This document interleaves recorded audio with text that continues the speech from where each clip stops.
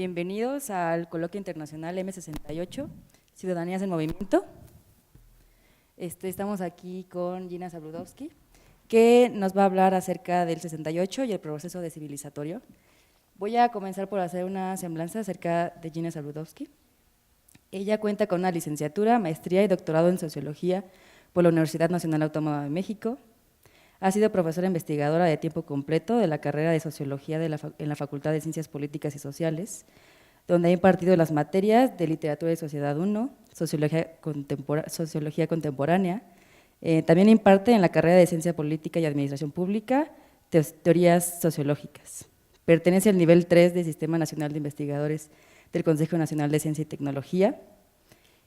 Ha colaborado en calidad de profesora invitada en instituciones como la Universidad de Columbia, y la Universidad Autónoma de Ciudad Juárez fundó una cátedra de sociología llamada Gina Zabludovsky hace 3 años. También ha sido invitada por la Facultad Latinoamericana de Ciencias Sociales. Entre sus publicaciones más destacadas tenemos la Escuela de Frankfurt y la Crítica a la Modernidad. Es coautora de Mujeres, Empresas y Familias. También fue coordinadora de Sociología y Cambio Conceptual, de la burocracia y las normas a la intimidad y el cuerpo.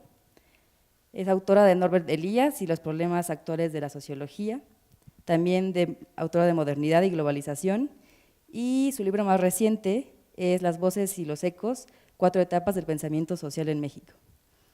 Pues bueno, aquí tenemos a Gina. Bueno, muchas gracias por la invitación. Muchas gracias por la invitación, felicidades a los organizadores por este magna serie de eventos y me da mucho gusto estar con ustedes. Bueno, el título de la cátedra es M68 y el proceso decivilizatorio. ¿Por qué decivilizatorio? Este va a ser lo voy a contestar en cuanto inicie la ponencia. Tengo que decir que el título no fue idea mía. Cuando me dijeron proceso decivilizatorio dije, ¿cómo? El 68, un proceso decivilizatorio, pero luego supe que quien me lo había propuesto, que no ha llegado, va a llegar al rato, Ricardo Rafael. Dije, pues por algo, los que sabemos de códigos a través de las palabras, pues el proceso civilizatorio remite a una teoría que desde luego el coordinador del evento conoce, porque hemos participado en programas juntos, y es la teoría de Norbert Elias sobre los procesos civilizatorios. Entonces le dije, ¿estás seguro que Norbert Elias, que procesos de civilizatorios? Y me dijo, sí, claro, sobre esto, sé que es un entusiasta. Ricardo Rafael, bienvenido, estoy diciendo que eres el responsable del título. ¿Cómo? ¿Ya oíste? Bueno, entonces, pues, como le tengo confianza a Ricardo Rafael, me sembró la inquietud y dije, bueno, adelante. Entonces, los conceptos son códigos que a veces los entienden entre los que están familiarizados con teorías. Entonces, si uno le pone el 68 y las clases sociales, pues seguramente remite a Marx. Si uno le pone el 68 y el estatus social, remite a otros autores. Si uno le pone el 68 y la solidaridad social, quizás remita a Durkheim, y uno sabe que el 68 y los procesos decivilizatorios remiten a Elías. Y la verdad estaba yo preocupada por dónde entrarle, pero una vez que con su sugerencia tomé el eje, me di cuenta que era un eje muy sugerente y que salían de ese eje varias posibilidades de interpretación que incluso tuve que acotar para esta ponencia. Entonces, justamente voy a empezar, no sé si hay otra pregunta o ya empiezo. Adelante. Entonces, justamente voy a empezar con un poco las preguntas conceptuales, ¿no? ¿Por qué decivilizatorio? Que suena así como que considerar al 68 pues decivilizatoria de entrada no es ni siquiera políticamente correcto, ¿no? Porque pues al contrario, las ideas se podrían considerar como, y las demandas se podrían considerar dentro de la democratización, pues más bien como civilizatorias. Entonces, no quisiera que esto se volviera una clase sobre Norbert Elias, y tampoco quiero tener el riesgo de hacer una jaula alrededor de un autor para que todas las interpretaciones entren, como suele suceder, que si voy a hablar de Marx, pues todo lo ajusto a Marx, y que si voy a hablar de Weber, que es otro autor que he trabajado, todo lo ajusto a Weber. Sin embargo, entonces lo que voy a hacer a partir de esta concepción y esta teoría es arrancar preguntas y ciertas interpretaciones un poco aventuradas, porque yo no soy especialista en el 68, sino que más bien, ¿qué pregunta nos hace ser? Entonces, ¿quién es este autor rápidamente? Bueno, las teorías, Norbert Elias es un autor, ahí tienen ustedes las fechas de nacimiento y de muerte, no sé cuántos los conocen, que ha escrito varios libros clave, muchas veces sus ideas no fueron conocidas por su propio proceso y por su propia biografía intelectual, que tiene que ver con que fue el único sobreviviente de su familia, en una familia de judíos alemanes, y tuvo mucho problema en estos términos cuando estaba en Inglaterra. Y después se recupera, empiezan a hablar de él cuando le dan el premio Adorno de Sociología, y muchas de sus obras, como El proceso de civilización, que habían sido escritas en 1939, se empiezan a conocer mucho después. Sus tesis sobre el llamado proceso de civilización y sus tesis sobre descivilización están, una de ellas, la primera, en el libro de 1939, y como bien lo dijo Ricardo Rafael cuando me dijo, pues vete a leer los alemanes, le dije, ya lo he leído, pero ahora voy a buscar las claves. Y el libro sobre el proceso de civilización básicamente está en un libro mucho posterior que se llama Los alemanes, y que es la respuesta un poco que Norbert Elias hace a la pregunta que le hacen de que por qué no se ha enfrentado a una interpretación sobre el nazismo siendo una de sus víctimas. Y entonces, ¿qué es lo opuesto que hizo la Escuela de Frankfurt, que son sus contemporáneos, donde se dedicaron a hablar del totalitarismo? Y entonces él habla de que es un proceso de civilizatorio. Bueno, esto está de alguna forma en este breviario mío, que está en el Fondo de Cultura Económica, que se llama Norbert Elias y los problemas actuales de la sociología, y yo también soy autora de la introducción del proceso de civilización. Proceso de civilización, o sea, es una sociología psicohistórica de procesos de largo plazo. Implica continuidad y cambio en los equilibrios de poder entre grupos. Elias toma de Max Weber la concepción de que el Estado tiene el monopolio de la violencia física legítima, pero considera pero amplía este concepto con las teorías de Freud y señala que el monopolio de la violencia física legítima, es decir, la autocontención social, la contención de la sociedad va vinculada a una autocontención social donde los hombres y mujeres se reprimen. Y lo que es muy importante, y es de lo que yo voy a hablar, es que este proceso de transformación se da también como una transformación en las pautas del comportamiento. Y una de las cuestiones más importantes de Elias es que la explicación de los cambios a nivel macro tiene su correlación con que los sociólogos llamamos micro. O sea, no hay separación entre macro y microsociología, ni entre individuo y sociedad. Entonces, hay formas de actuar civilizadas que Elias sobre todo las señala en otro libro que tiene, que es La sociedad cortesana. Es decir, nuestros hábitos cotidianos, nuestras formas de comer, las formas de tomar un tenedor, tienen que ver con un proceso de civilización, de transformación de las conductas. Voy a poner un ejemplo y ya me salgo de hablar de este proceso de civilización, pero una de las cuestiones que a mí más me gusta, por ejemplo, es que Elias va señalando en un libro de interpretación histórica, que tiene 700 o más cuartillas, cómo los ejércitos nacen en la misma época en la que nace la pijama y el tenedor.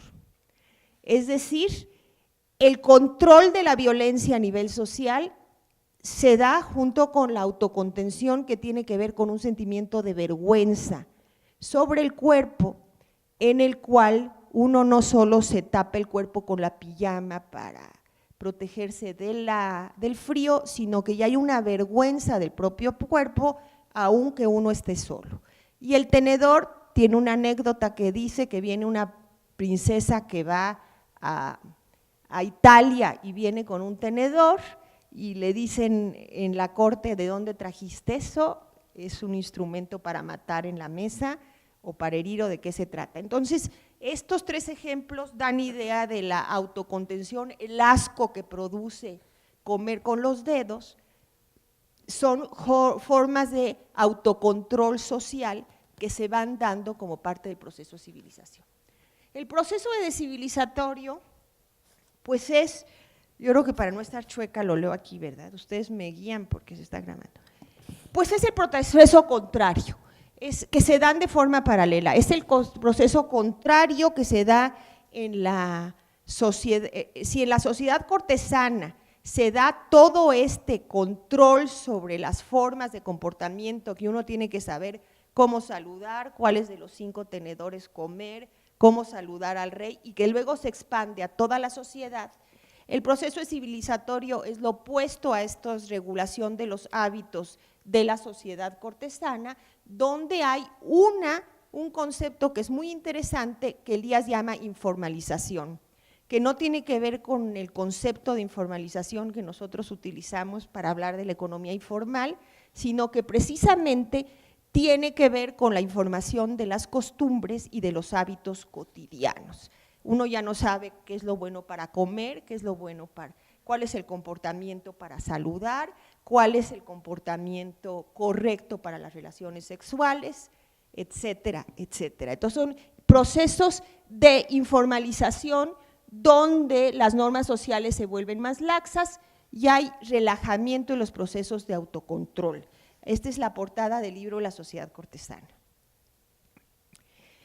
Entonces, ¿cuál es la relación entre descivilización y un concepto que quizá yo prefiera más para esta conferencia, que es el concepto de informalización de los hábitos, repito, no de la economía, de las reglas, de las normas, porque Elías es sobre todo un sociólogo de la cultura. Elías observa cómo los movimientos emancipatorios del siglo XX se dieron paralelamente a transformaciones muy importantes en los códigos de comportamiento. Observa cambios en el balance de poder de las siguientes figuraciones: entre las sociedades europeas y sus colonias, entre los que gobiernan y los que obedecen, entre hombres y mujeres, y entre padres y hijos, en términos generales, en las relaciones entre las generaciones más grandes y los jóvenes. Bueno, queda evidente que estas citas de Norbert Elias, no voy a tratar la primera, de la informalización de las relaciones entre las sociedades europeas y lo que eran sus colonias, pero las otras 3 sí resultan muy pertinentes para analizar el 68. ¿Cuáles fueron estos procesos de informalización? Yo me voy a centrar sobre todo entre hombres y mujeres, entre padres y hijos, y luego hablaré de las familias del 68. Bueno, ya vamos a entrar al 68 y vamos a tratar de ver qué preguntas desde las teorías, qué podemos preguntar desde el marco teórico de Elías para entender el 68.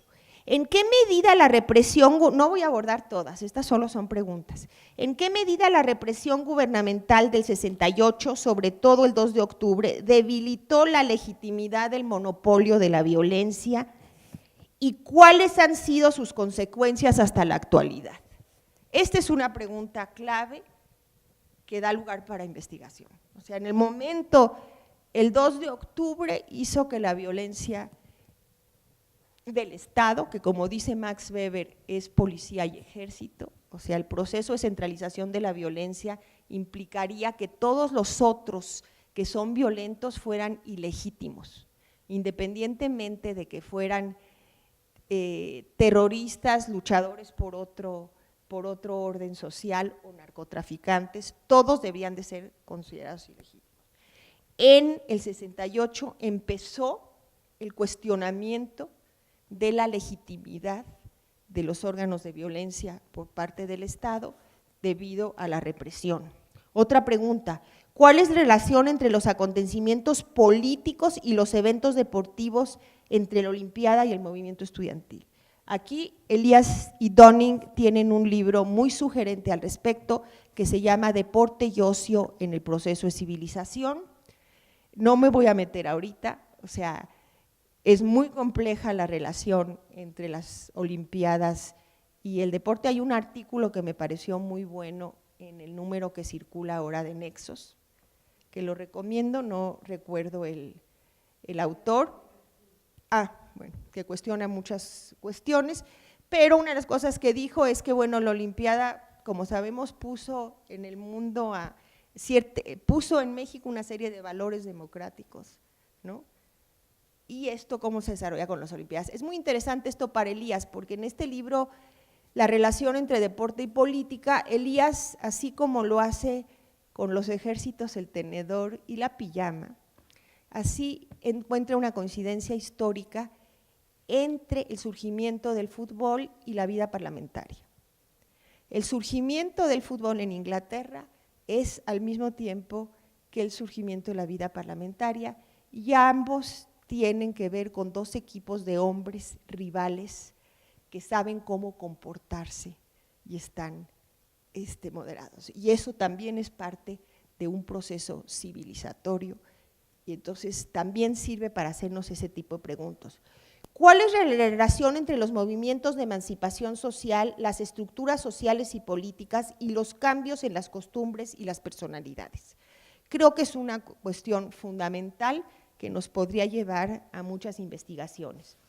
¿Cuál es la dimensión de los acontecimientos a nivel simbólico? Porque Elías también hace una antropología cultural, bueno, la antropología en sí es cultural, pero hace un análisis antropológico del comportamiento moderno, ¿no? Entonces hay muchos actos simbólicos, seguramente en muchas de las ponencias, en muchas de las ponencias que ya se dieron fueron tratadas, ¿no? Creo que estuvo García Canclini precisamente con ese tema, pero bueno, resulta evidente que llegar al Zócalo era uno de los actos simbólicos más importantes para el movimiento, ¿no? Y así había otros más, era la primera vez que un movimiento podía llegar al Zócalo. ¿Cuál es la importancia de lo emocional y no solo de lo programático? Entusiasmo estudiantil, júbilo de las manifestaciones y todo un área que se está desarrollando mucho ahora y que no había sido desarrollada, no era importante en términos hace unas décadas, ¿no? Que es la sociología de las emociones, ¿no? Abordar el movimiento y que es fundamental en la teoría de Elías. Importancia de las manifestaciones físicas individuales y grupales y lo que ahora se conoce como sociología del cuerpo. Aquí les pongo dos citas, ¿no? Una es de un empleado de correos que en 68 dijo: todo es culpa de la minifalda, ¿no? Y luego una cita de Fabricio Mejía, que está en la revista actual de M68 de la UNAM, que dice: la importancia del movimiento del 68 no está en primera instancia ni en sus demandas, ni en su gráfica, ni en los discursos de sus líderes, ni en los comunicados del Consejo Nacional de Huelga, está en la aparición de los cuerpos en el espacio público. Bueno, creo que es un poco drástico, ¿no? Yo no diría que lo otro es no importante, pero de alguna forma yo voy a tratar ahora más estos aspectos, ¿no? Y para ello, ya en una presentación más acotada de mi conferencia, voy a hablar de la informalización, tomando estos conceptos, transformación del comportamiento y cambios en los equilibrios de poder en las siguientes figuraciones: cambios generacionales, relación hombres-mujeres, continuidad y cambio en los patrones de género durante el movimiento, procesos civilizatorios, micro y macro procesos y familias del 68. Todas estas preguntas que hice anteriormente pues son de una investigación de mayor alcance. Y me voy a basar en los testimonios, que es por eso traje el PowerPoint para compartirlos con ustedes. Las narrativas personales adquieren un gran valor para el análisis de los entramados sociales y permiten que el investigador pueda tener acceso a fuentes muy ricas. Los testimonios, y ustedes tuvieron oportunidad de oír, creo que muchos testimonios durante estas sesiones, los testimonios tienen las siguientes peculiaridades. Esta es una explicación de Charles Tilly. Se presentan como reinterpretaciones de los procesos sociales, suelen contener fuertes imputaciones sobre las responsabilidades de los involucrados, que como tales remiten a cuestiones morales que asignan lugares específicos a quienes son los héroes, las víctimas y los culpables de los hechos, y se expresan en este tipo de lenguaje: yo tengo el crédito o los merecimientos, él tiene la culpa, ellos nos hicieron, etcétera. Y las historias también permiten observar el entramado de las relaciones en que se encuentra el relator.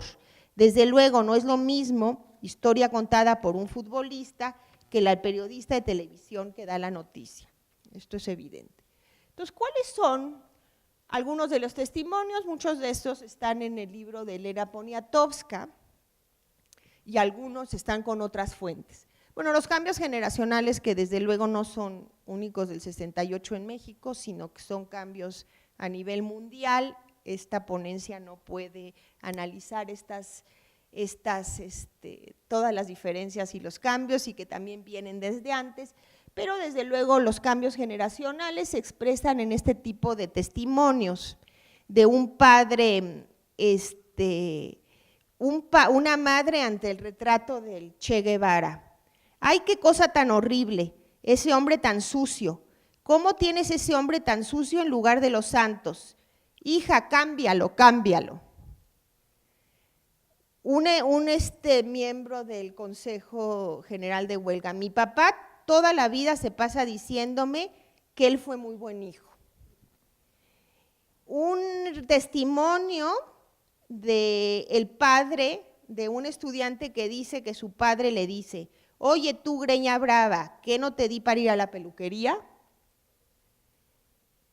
O lo que dicen los estudiantes: ¿qué tiene que ver la melena con la decencia? ¿O qué tiene que ver con que uno sea malo o bueno?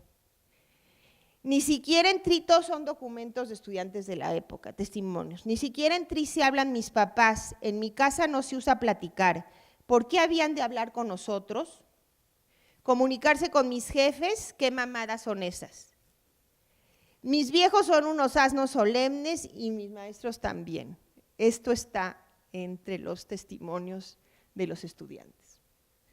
Ahora vamos un poco a las relaciones de género. En un artículo muy bueno de Marta Lamas, aquí también en la revista, señala adecuadamente que desde luego no nació con el 68, no tenía una orientación feminista el movimiento, pero también es cierto que muchas de las feministas pioneras vienen del 68.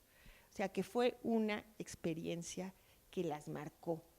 En los siguientes documentos podemos ver la mezcla entre actitudes tradicionales y de cambio de algunas mujeres que participaron en el movimiento. Esta es una afirmación del Búho, de Eduardo Valle, y dice: las mujeres le dieron al movimiento muchas de sus características de combatividad. Recuerdo algunas compañeras: Mirta, la de la vocacional, Wilfredo Macié, Tita y Nacha de Derecho, Berta de Medicina, Mari Carmen, Evelia, Betty de Ciencias, Consuelito, Maravilla y Adriana de la preparatoria, Marcia, por supuesto, miles más, en verdad miles más. Y como grupo, las maravillosas muchachas enfermeras del Poli, las de Ciencias Biológicas, las de Medicina, etcétera. Esta es una afirmación de la Nacha. del Comité de Luchas de la Facultad de Leyes. Marqué con morado las que son actitudes más tradicionales de mujeres y con café la que implican cierto cambio en el discurso. Entonces, es muy interesante, dice, a mí me detuvieron 3 veces, la primera el 18 de septiembre, yo bailaba en el ballet folclórico de la UNAM y había ido a un ensayo, por cierto, traía mis zapatillas de ballet. Nos llevaron a Lecumberri a 43, yo me quedé pensando si no copié mal esto de los 43, por tenerlo de Ayotzinapa enfrente, porque se me hizo raro. Lo tengo que revisar realmente, ahorita que dije, ¿cómo que 43? Entonces tengo que revisar la fuente, pero dice, nos tuvieron, nuestra preocupación eran nuestros compañeros, imagínense, o sea, en el comité de lucha, con esta actitud tradicional que se espera de las mujeres, dice, nuestra preocupación eran nuestros camioneros, que a ellos no le hicieran nada, hicimos una colecta entre nosotros, les compramos latas de leche, Nestlé y cigarros para mandárselos. Nos sentíamos valientísimas, eso sí, pero luego alguien gritó un ratón y todas al mismo tiempo nos trepamos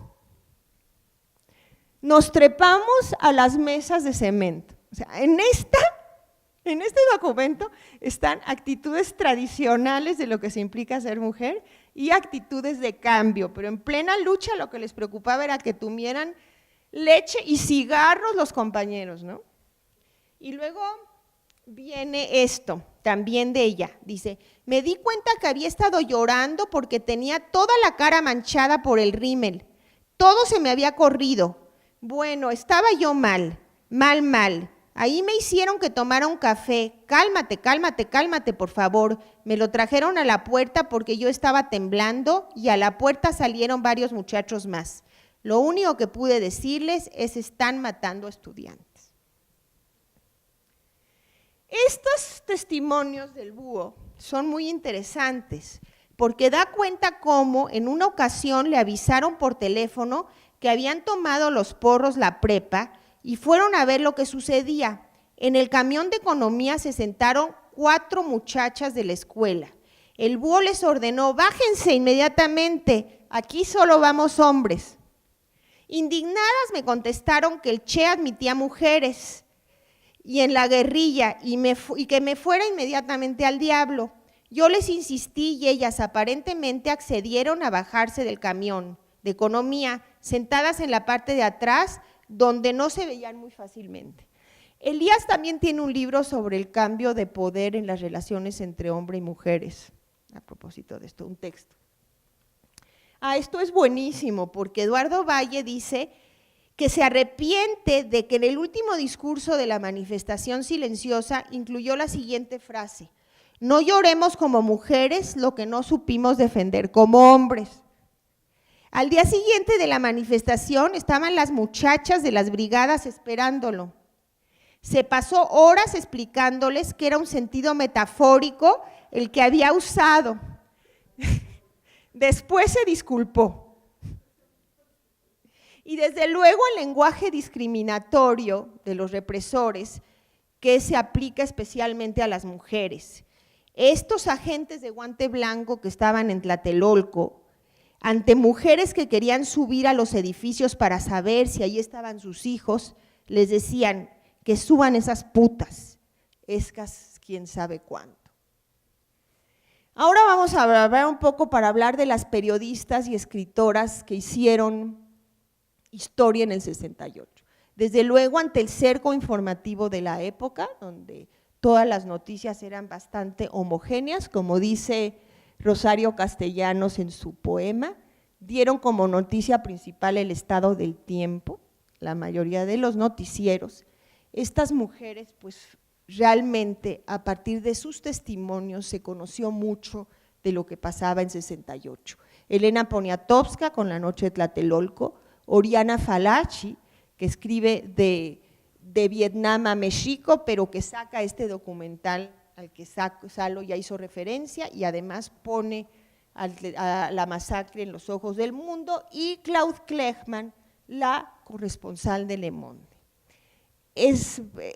el memorial de Tlatelolco de Rosario Castellanos, no está todo, pero quién es nadie, al día siguiente nadie, la plaza amaneció barrida, los periódicos dieron como noticia principal el estado del tiempo. Podríamos hablar de otra mujer que tiene otra beta, que es Elena Garro, y todo lo que pasó por tener una posición diferente frente al 68, ¿no? Una posición política de otro tipo, y que muchos dicen que por eso le costó muchos años de ostracismo, independientemente de la calidad de su literatura. Esta es otra historia, pero esa es mucho más difícil de abordar. Abordemos ahorita los que dieron a conocer las noticias. Ahora voy a hablar algo que a mí me interesa mucho, de hecho después de hacer este trabajo como que es mi interés fundamental, que es la politización de las familias mexicanas. ¿Cómo impactó el proceso civilizatorio a las familias? Y para eso tomo como modelo, ya que es de civilizatorio, pues resulta que sí descubrí que Elías daba para mucho. Elías tiene un libro precioso que se llama Mozart, Sociología de un genio, en que va mostrando cómo los microprocesos sociales no pueden entenderse sin los macroprocesos sociales. Entonces, todo lo que pasaba en la corte determinó toda la biografía de Mozart y todas las relaciones con su padre Leopold. Entonces, no se puede entender la producción de Mozart si no es por las relaciones con su padre Leopold y por la vida en la corte. Mozart quiso independizarse de la corte, le era imposible. 15 años después viene la figura de Beethoven, que ya es la figura, 15 o 20 años después, que ya es la figura de un músico que va a los auditorios y no a la corte, y basta ver el aspecto de Mozart con los que nos empalagan en Austria, porque todos los que va a Austria tenemos que ver las orquestas empalagosas en peluca, pero bueno, basta ver la figura de Mozart y la figura del genio de Beethoven, como se llegó sordo, además, luego que son opuestas, ¿no?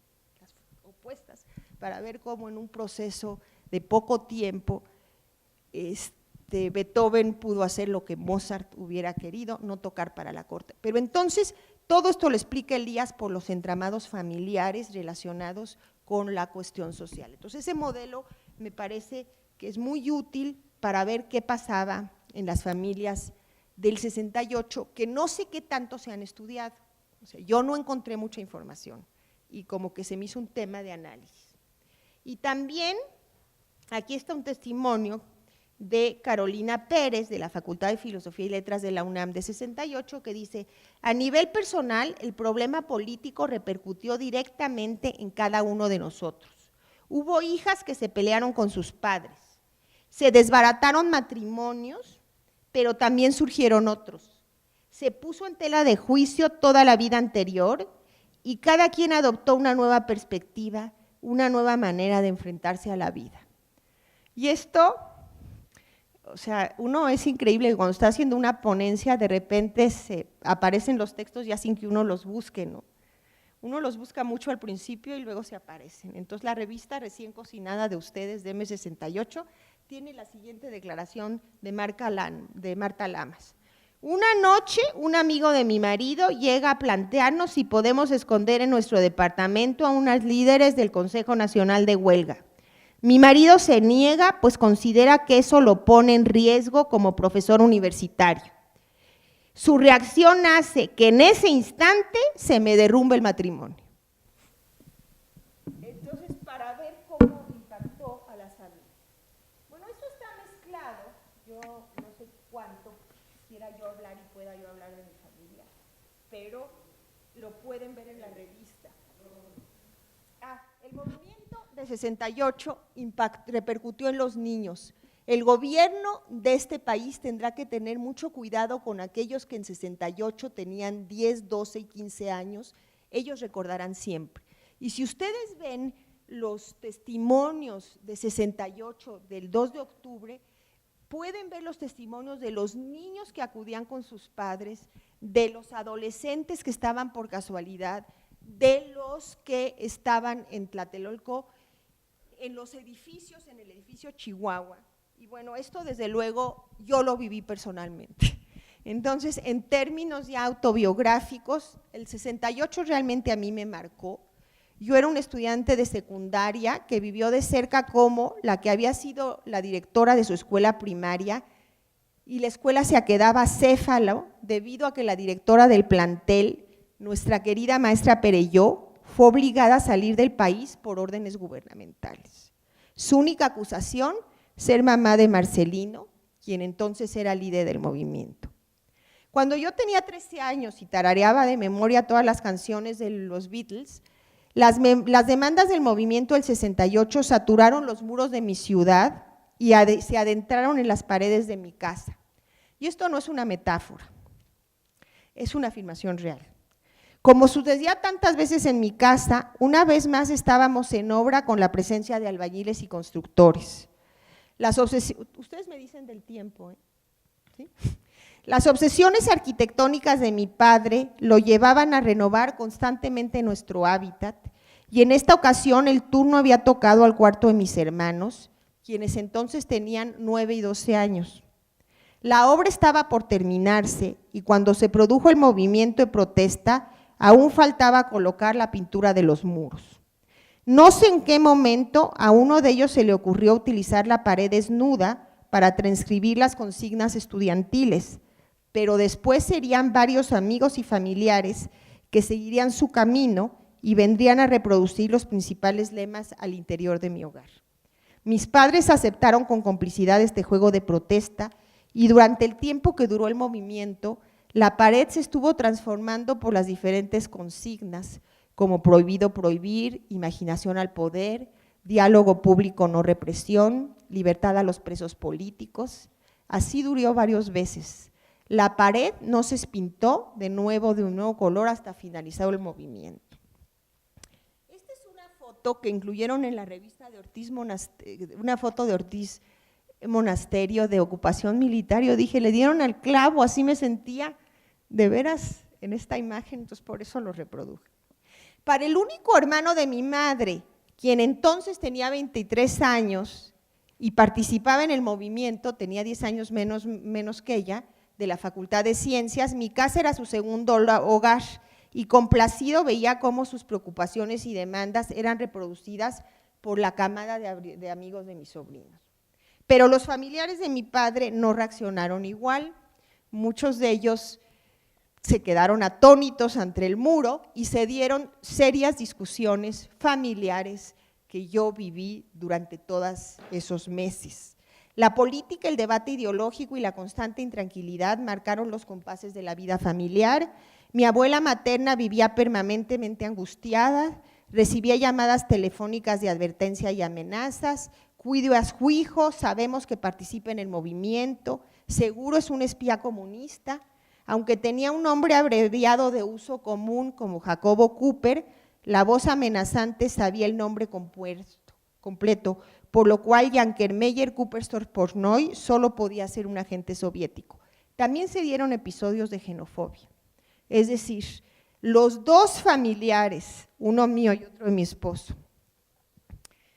él no se fue a prisión, pero sí hay un familiar de mi esposo que está aquí, ya hizo su intervención, que estaba filmando con unos amigos del CUEC, estaban asignados para filmar la UNAM antes de diferentes aspectos de la UNAM antes de que empezara el movimiento y siguieron filmando con la ocupación militar. A uno de ellos, a él lo detuvieron junto con sus amigos del CUEC y él dice que cuando él dio, a los otros lo soltaron y que cuando él dio sus apellidos dijo no, usted es un espía comunista y lo llevaron a la cárcel donde compartió la celda con Marcué Pardiñas. Entonces, ¿cuál fue el papel de los padres del 68 que yo pienso que han estado pues un poco olvidados? ¿Cuáles son? Ya vimos los padres críticos, pero hubo muchos padres que apoyaron al movimiento. A mí me encanta la juventud de hoy, su moda, sus canciones, su libertad, su falta de hipocresía, su manera de enfrentarse al amor y de vivirlo.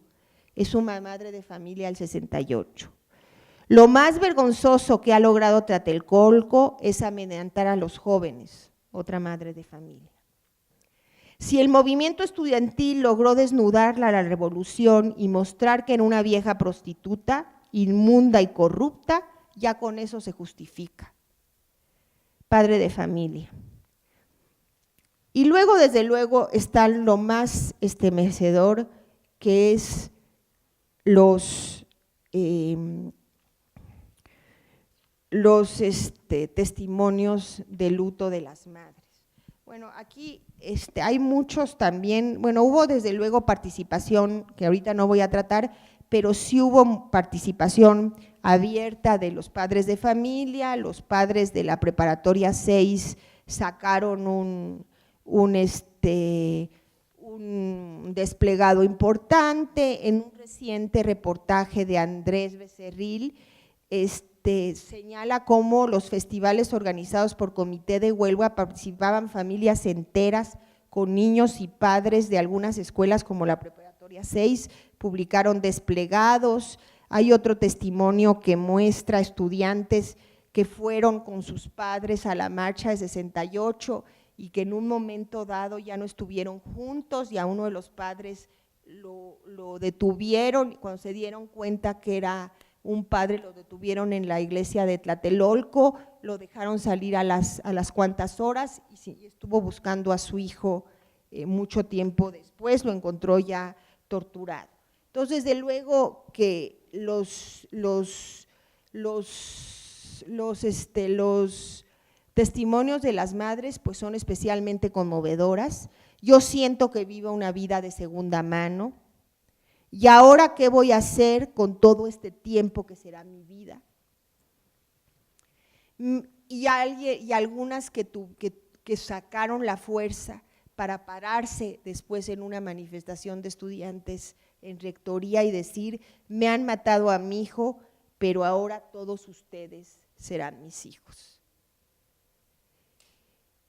Yo tengo la impresión, y esta es una aseveración con la que acabo el artículo, que en la historia del 68 la participación de los padres no ha tenido la misma visibilidad, quizá por el cerco informativo de la época, ni atención que después tendrían movimientos como el de las madres de la Plaza de Mayo en Argentina o los padres de los jóvenes asesinados de Ayotzinapa. No sabemos mucho qué fue de ellos, ni la forma que tuvieron para procesar sus duelos.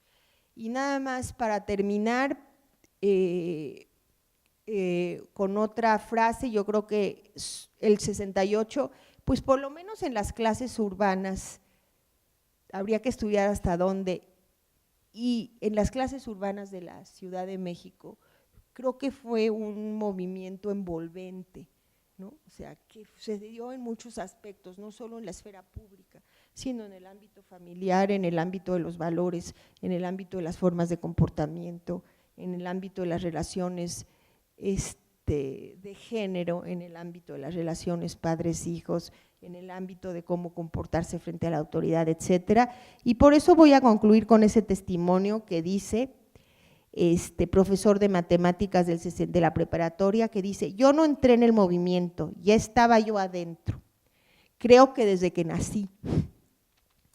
Ese es mi medio, es el aire que respiro, y para mí el movimiento significaba defender mi casa, mi mujer, mis hijos, mis compañeros. Y con esto termino. Muchas gracias.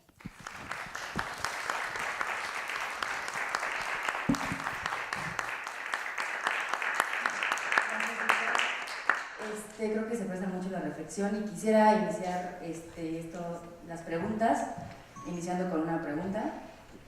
Entonces, este proceso como de descivilización, por ejemplo, ahorita en el 68, es como una serie de ir en espiral, como regresar a la descivilización para ir poco a poco yendo hacia una civilización. Bueno, no, yo no quisiera poner este se ha discutido mucho en términos de estas nociones y algunos han criticado las teorías de Elías por ser como una teoría del devenir histórico o una teoría del progreso y antiprogreso o una concepción como si necesariamente todos los cambios fueran unidireccionales. Y yo no creo que sea el caso, ¿no? Entonces, lo que Elías señala es que los procesos que él llama civilizatorios y descivilizatorios pueden darse al mismo tiempo. Y más que ser una palabra que nos permita detectar lo que esto es civilizatorio o no civilizatorios, se me hace que da lugar para hacernos preguntas. ¿Qué tanto están cambiando los hábitos? ¿Qué tanto el monopolio de la violencia? Y otra cosa que es muy importante es que son procesos de larga duración. Entonces no significa que el 68 en 5 meses haya transformado la realidad en que vivimos, sino que las preguntas deben hacerse de largo plazo, como la pregunta que pongo de ejemplo sobre el monopolio de la violencia física legítima. ¿Hasta qué punto a partir de entonces se perdió la legitimidad en la policía y el ejército y lo que sucede después puede entenderse a partir de entonces?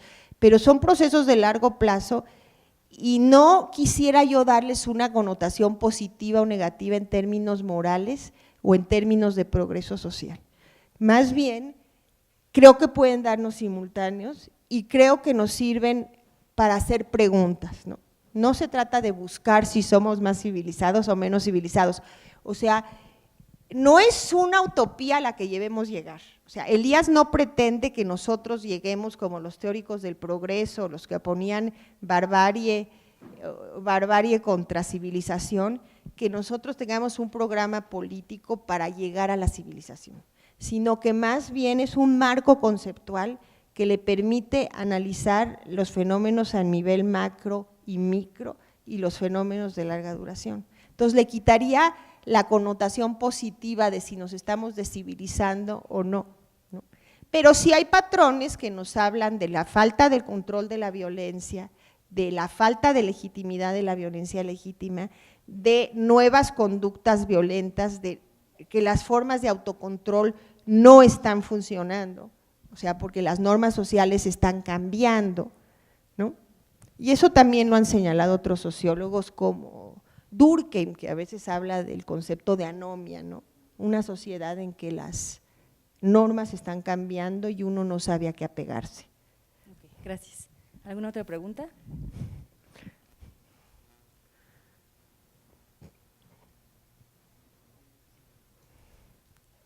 ¿No? A ver, el responsable que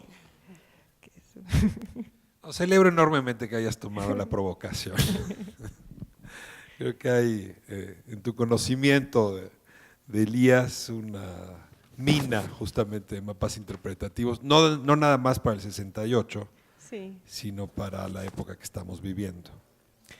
Y yo un poco lo que quería preguntarte, a manera de provocación otra vez, es si ves en 2018 una disputa en estos 3 niveles, digamos, en la relación con la autoridad, en la relación con la familia, en la relación hombre-mujer. Es decir, si en esas mismas coordenadas estarías viendo una transformación, digamos, de tan hondo calado como la que ya exhibiste a partir de esta revisión del episodio 68. Mira, yo creo que, como dice, tengo más preguntas que respuestas, ¿no? Yo creo que las preguntas son muy válidas, creo que las condiciones son muy diferentes, por lo menos en ciertos sectores de la sociedad y en los sectores académicos o estudiantes que participaron en el movimiento, creo que hay más conciencia de lo que es el feminismo y de las luchas feministas. Esto no quiere decir que se haya llegado a una victoria, ¿no? Pero desde luego yo creo que las condiciones, o sea, sigue habiendo una importante inequidad de género, pero yo creo que las condiciones, y quizá mucho a partir de lo que pasó en 68 y la revolución sexual y la píldora, ¿no? Las condiciones han cambiado.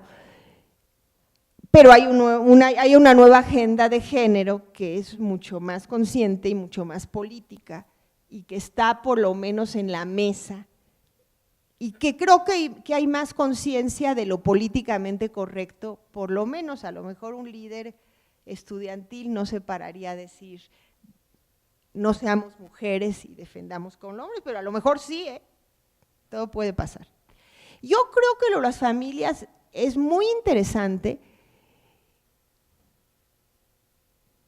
sin embargo creo que hay una gran diferencia, pero eso se está ocurriendo ahorita, que en la medida en que había un cerco informativo, muchas de las, y que no había este acceso a internet, desde luego, ni a conocer las noticias, creo que muchos de los rumores o de lo que se decía que había, o tú cuánto sabes que mataron, o verdaderamente mataron o no, o le creemos a la televisión, o le creemos a la prensa, muchas de estas discusiones pasaban en familia, o pasaban entre amigos.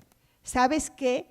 Yo estuve en la universidad y te puedo decir a ti, tío o papá, que esto pasó y que mataron gente. Entonces creo que las familias eran como un pequeño, algunas, digo, no puedo generalizar, pero que eran un pequeño ágora donde se podrían dar algunos debates o no, porque muchas familias que simplemente tenían una opinión muy homogénea y los estudiantes estaban desestabilizando al país o los estudiantes eran comunistas, o sea, hay familias y familias, ¿no? Pero creo que sí, creo que las formas de comunicación modernas, la pluralidad de opiniones públicas y el acceso a internet y el nuevo papel de la prensa incide también en la comunicación política de las familias. Creo que eso sería un hecho importante. Y desde luego la de los padres, ¿no? Que ahora tenemos las madres de la Plaza de Mayo, los padres de Ayotzinapa, y yo me pregunto cómo podían salir o cómo pasaron a la historia los padres de 68, ¿no? Que sigo pensando que en esta situación quizá hubiera sido distinto. Pero se me hacen preguntas de investigación, ¿no? Lo que estoy contestando es un poco, pues un poco aventurera, ¿no? Pero sí creo que los cambios actuales definitivamente, no voy a decir como se ha dicho mucho, todo surgió en 68, ¿no? Todos los cambios actuales, toda la democracia, pero definitivamente la génesis de muchas preocupaciones pues sí estuvo ahí, no solo en el 68 mexicano, sino en todo lo que se dio a nivel mundial. Entonces, creo que hay semejanzas y diferencias importantes. ¿Alguna otra pregunta? Sí, muy buenas tardes. Me gustaría si pudiera profundizar sobre la cuestión de los afectos, de las emociones, porque cuando lo mencionó justo me acordé de este libro de la política de las emociones de Sara Ahmed, justamente pensando en lo crucial, ¿no? Estoy pensando en la cuestión de los procesos descivilizatorios desde los afectos de la indignación, por ejemplo, ¿no? Entonces, otra vez retomando un poquito la gráfica del 68, me viene mucho a la mente justamente cómo en la gráfica popular representaban al ejército y a la policía como estos gorilas, efectivamente, en este pérdida de control de la violencia y el ejercicio de la violencia sobre los ciudadanos, o sea, los representantes justamente de la civilización, y al mismo tiempo, bueno, lo que se decía, ¿no? En la prensa y estos padres conservadores que decían que estos mugrosos, hippies, greñudos, Sí, eso sí etcétera. puede seguir ocurriendo, ¿no? Porque Sí. hay familias diversas y hay padres diversos. Bueno, la sociología de las emociones, lo que pasa es que la sociología de las emociones es un área relativamente nueva en sociología. O sea, durante mucho tiempo se hacía más énfasis en la racionalidad y todavía los economistas lo han seguido haciendo durante mucho tiempo, concebir al ser humano como un actor racional que calcula sus acciones y que sabe prever medios fines y que entonces explicar la conducta humana, por no decir del hombre, porque no mencionaban a las mujeres, pero en términos generales, que esto no quiero como que hacer, es decir, pero muchas teorías se basaban en esta cuestión de que el hombre es un ser racional. Y entonces como ser racional, y así decían hombre, entonces por eso lo digo así, como ser racional, y en el otro lado estaban las mujeres que eran emotivas, ¿no? Las emociones eran propias de las mujeres, pero como los que estudiamos lo que vamos a estudiar es la sociedad, y la sociedad la hacen los hombres, entonces en este concepto pues se hacía énfasis en la racionalidad. Entonces la sociología de las emociones ha tenido una importancia reciente como tal, ¿no? Y debido a esto, desde el presente nos permiten preguntarnos sobre las emociones, o sea, sus vienen los testimonios y también los que hayan participado, los que hayan visto las manifestaciones actuales. O sea, la manifestación hasta antes del 2 de octubre era una fiesta, o sea, no se puede entender solo por el contenido racional o las peticiones, sino que había un gran contenido emotivo. También podrían ser lugares de ligue, lugares de corte con las muchachas, si no vas a la manifestación no eran de las mías, o sea, esto también está muy bien en la sociología de Durkheim, donde pues reitera que el todo no es igual a la suma de las partes, que en una manifestación nosotros nos comportamos diferente de cómo nos comportamos aisladamente. Entonces, pues sí hubo en todos estos movimientos sociales hay fuertes componentes emotivos, que muchas veces son más difíciles de estudiar porque no tenemos los documentos, o sea, los documentos que tenemos son los testimonios, pero las emociones se basan en lo visual, en lo olfativo, en una serie de cuestiones que seguramente Jorge Volpi como escritor lo sabe bien, cuando explota los 5 sentidos en los textos, ¿no? Entonces, pues todas las emociones se perciben a través de todos nuestros sentidos y de la forma de vincularnos con los otros, y todo esto existe en un movimiento social. Y mucho tiempo la sociología no lo ha tomado en cuenta. Entonces son las nuevas preguntas, ¿no? Entonces, ¿cuáles? Y los componentes del cuerpo, ¿no? Porque hubo una revolución, y esto sí nos sirve mucho, Elías, porque hubo un cambio radical en la forma de comportarse, en la forma de vestirse, en la forma de dirigirse a la autoridad, ¿no? Y el nivel simbólico, que llegar al Zócalo era la máxima, no lo creían cuando llegaron al Zócalo. O sea, el Zócalo era un símbolo. También viví en uno de los documentos, en unos testimonios, dicen algunos, es que si Díaz Ordaz hubiera salido al balcón cuando nosotros estábamos para que nosotros lo pudiéramos ver ahí, a lo mejor hubiera sido otra cuestión a nivel simbólica, ¿no?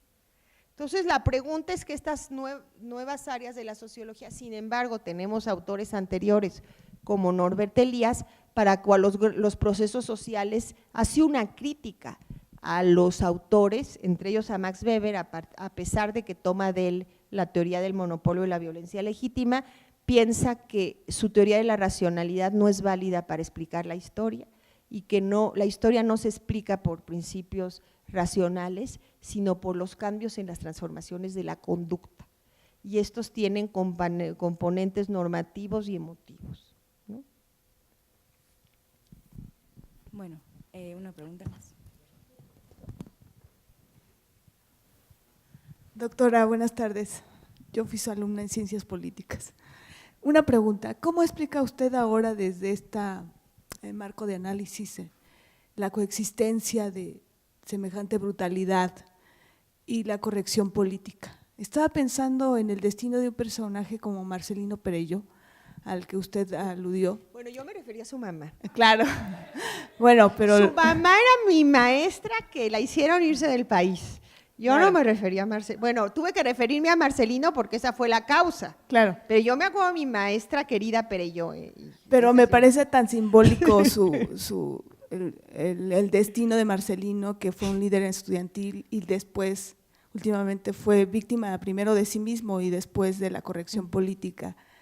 Entonces, mi pregunta es esa, ¿cómo explicar en este contexto, desde este desde esta perspectiva la coexistencia de cosas tan radicales como… Bueno, yo no voy a hacer una opinión sobre Marcelino porque creo que ya se ha dicho mucho y sobre participación en el movimiento y luego sobre participación aquí en el radio de la UNAM y bueno, no voy a decir.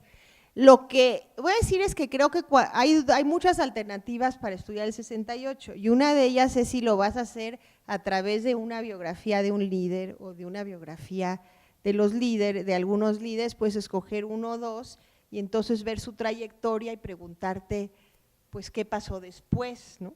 Pero somos personas complejas y entonces una cosa es analizar el 68 con lo que pasó ahí, en esa década y el papel que tuvieron ellos, y otra cosa es que te fueras desde otra óptica y dijeras, ¿y qué pasó después? Y mira, Marcelino lo que hizo después y Cabeza de Vaca era lo que realmente dijo y estos que hicieron después, otros estuvieron en la Secretaría de Educación Pública, entonces para eso podría ser un análisis del 68 antes o después, a partir de la biografía de los líderes. Algunos comunicadores cambiaron de opinión después y fueron más abiertos en su apreciación sobre la UNAM cuando estuvieron muy contra la UNAM durante el movimiento. Entonces, somos seres complejos y contradictorios. No puedo explicar la cuestión de Marcelino, o sea, desde luego no estoy para nada… para nada, o sea, estoy en contra de las últimas declaraciones que hizo en el radio y bueno, pero la cuestión no tiene que ver con eso, ya hablé sobre cosas que no quería hablar porque no tiene que ver con eso, tú puedes decir, bueno, la pregunta y hacer una novela de algún líder del 68 o decir yo voy a estudiar el 68 antes o después a partir de una biografía de 3 líderes y creo que te saldría muchísimo, del país, de las circunstancias, de cómo fueron cambiando, esto sería otro enfoque, pero yo parto de un enfoque ahorita más colectivo, no me pregunto, colectivo y a la vez de un periodo, la pregunta no es qué pasó con los líderes, sino la pregunta es cómo explicarme un momento histórico en términos interrelacionales, ¿sí? Y cómo afectó a un proceso. Pero esto es otra pregunta muy interesante. Eso sí, no sé si alguien lo ha hecho, yo creo que sí, agarrar a 3 líderes y nos encontraríamos con sorpresas. ¿Qué? Gracias, Gina. Yo solo quiero hacer un comentario. Muchas gracias por la exposición, pero quiero decirles sobre todo a las chicas, no solo, pero sobre todo a las chicas que están acá y varias interesadas en el tema de género, que esta pregunta que nos estamos haciendo en este momento de la relación del feminismo con el 68, el nacimiento, que bien dice Marta en ese artículo y lo ha dicho siempre, ahí no hablábamos todavía de feminismo, sin embargo, empieza una movilización y un cambio en el movimiento de mujeres y en la posición cotidiana, ¿no? En la situación cotidiana de las mujeres. Si alguien quiere saber de verdad qué pasó con las mujeres del 68 a hoy en México, lean a Gina Zabludovsky, porque toda la bibliografía que hay sobre cómo han cambiado los índices en escolaridad, tanto escolaridad básica como universitaria, en el campo laboral, en el campo político, en el campo empresarial, toda la bibliografía remite a las… Muchas gracias. Es muchas así, gracias ¿no? por el comercial. Pero Bueno, es así. Ya les voy a hablar de otra investigación que tengo, mi otro yo. O sea, aparte de la investigación en teoría sociológica, efectivamente yo tengo una amplia investigación de corte estadístico sobre mujeres en cargos de dirección, pero no solo me baso en mujeres de cargo de dirección, sino que he sacado cifras sobre mujeres en empleo, mujeres en las familias, hablo de la mujer empresaria invisible, por ejemplo, que muchas veces en una empresa todo aparece a nombre del hombre y resulta que la mujer está ahí siempre y le preguntas qué hace, pues nada más encargándome que los empleados están bien, de la contabilidad, pero yo no trabajo aquí, trabaja mi esposo, trabaja mi hermano, y si la mujer se va y se cae la empresa. Entonces te agradezco tu comentario, efectivamente tengo varias publicaciones sobre mujeres empresarias, sobre mujeres ejecutivas. Las comparo algunas con las políticas, porque las mujeres con poder muchas veces, y las familias, ¿no? Las mujeres con poder, porque la familia es un tema que siempre me ha interesado, tienen en común, por ejemplo, que hay mucho más mujeres no unidas, ¿no? Viudas, divorciadas o separadas. Y esto lo tienen en común las empresarias con las ejecutivas y las políticas. Entonces la familia es muy importante para analizar esas configuraciones de poder.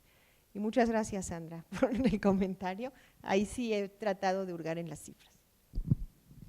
Bueno, pues muchas gracias.